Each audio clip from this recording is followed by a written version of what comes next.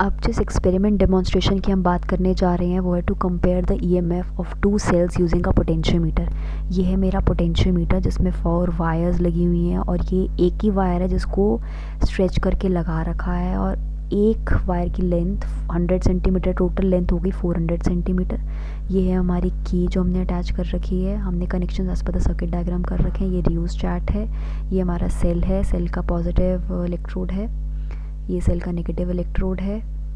Next component की हम बात करें, ये मेरी बैटरी है, ये दूसरा सेल है। 2 सेल्स हैं जिनकी ईएमएफ अब हम कंपेयर करने जा रहे हैं। ये गैल्वेनोमीटर है और ये 2 वे की है।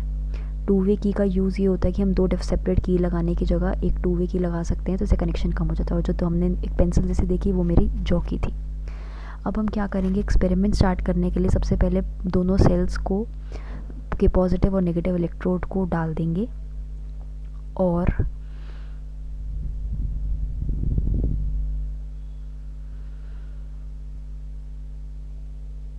उसके साथ हम बैटरी के कनेक्शन को ऑन कर देंगे और 2 वे की में से सिर्फ एक की को ऑन रखेंगे।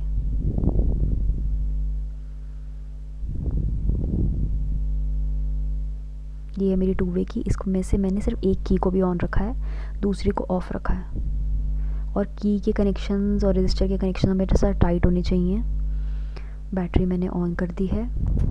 अब क्या करेंगे, ये देखने के लिए कि मेरा सर्किट सही सेट है या नहीं है, मैं कैसे सेट करूँ। ये मेरी जॉकी है, जॉकी को मैं स्लाइड कर सकती हूँ, डायरेक्टली वायर को भी स्लाइड कर सकती हूँ। कनेक्शंस मेरे सही है या नहीं है मैं कैसे चेक करूँगी, फर्स्ट वायर और लास्ट वायर जो पोटेंशियोमीटर की है उस पर अपनी जॉकी को स्लाइड करूँगी। अगर डिफ्लेक्शन गैल्वेनोमीटर में ऑपोजिट डायरेक्शन में मुझे दिखा तो मेरे कनेक्शन सही हैं, वरना गलत हैं। ये है गैल्वेनोमीटर। एक साइड कनेक्शन राइट में आ रहा है, डिफ्लेक्शन राइट में हो रहा है।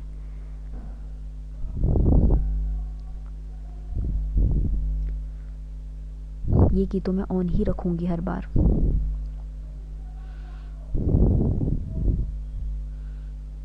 एक साइड लेफ़्ट में आ रहा है डिफ्लेक्शन और एक साइड राइट में आ रहा है, मतलब मेरे कनेक्शन सही हैं।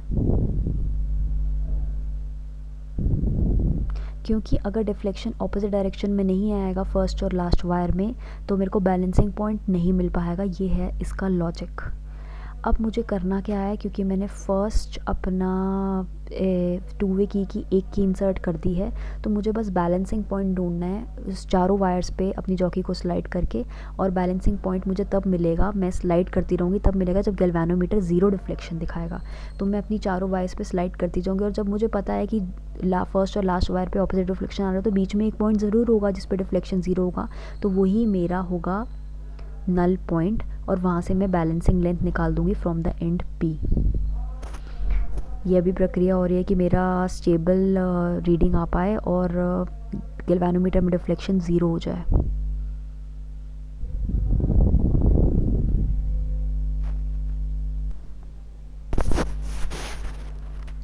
एक सेल की ईएमएफ की बैलेंसिंग लेंथ आ गई। अब मैं दूसरी की इंसर्ट करूँगी और इसी तरह मैं बैलेंसिंग लेंथ ढूंढूंगी। बैलेंसिंग लेंथ कैसे ढूंढूंगी, गैल्वेनोमीटर में 0 डिफ्लेक्शन आने के तरह ही मुझे बैलेंसिंग लेंथ मिल जाएगी और इन दोनों का मैं रेशियो निकाल लूँगी तो मेरे पास E1 और E2 का रेशियो हो जाएगा। एक रीडिंग आने के बाद मैं दूसरी रीडिंग के लिए क्या चेंज करूँगी अपने एक्सपेरिमेंट में, मैं रियोस्टैट को थोड़ा मूव कर दूँगी, इससे मेरी दूसरी रीडिंग आ जाएगी। ऐसे ऐसे मैं रियोस्टैट की डिफरेंट पोजीशंस को मूव करके अपना ये एक्सपेरिमेंट कर सकती हूँ। ये बात मुझे ध्यान रखनी है कि एक पर्टिकुलर रीडिंग के लिए मेरे पास 2 सब रीडिंग्स आएंगी, for first cell and for second cell. और वो कैसे बदली जाएंगी, जब मैं अपने 2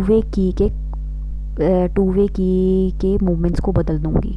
ये जॉकी स्लाइड करी जा रही है और गैल्वेनोमीटर में 0 डिफ्लेक्शन देखा जा रहा है।